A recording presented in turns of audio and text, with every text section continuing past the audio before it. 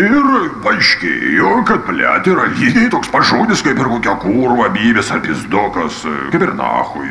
O tai reiškia, jis turi būti žodinė. Bet tai palaukit, profesoriu, aš galvoju, kad blėt nelietuviškas žodis. Žinote, atvirai pasakius, man yra visiškai pochui, kai jūs galvojate.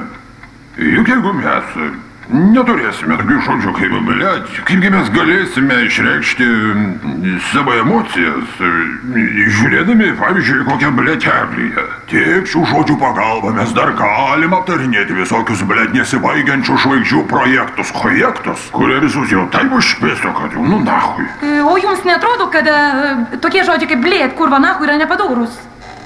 Sakyčiau, traumuojantis, silpnesnės psichikos žmonės.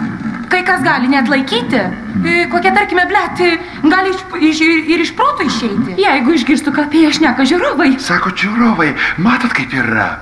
Jeigu jau prabilote apie žalą psichikai, tai vertinkime ir tai, kad kur kas labiau traumuojantis yra tų blėt žvaigždžių dainos ar šokiai. Štai ką reikėtų pirmiausia uždrausti, o ne blėt ir nahui, kurie, kaip sakoma, žmogui padeda atsigauti po visokių blėt jau badų pokalbių šou, kuriuose žiūrovams atvirai pisamas protas.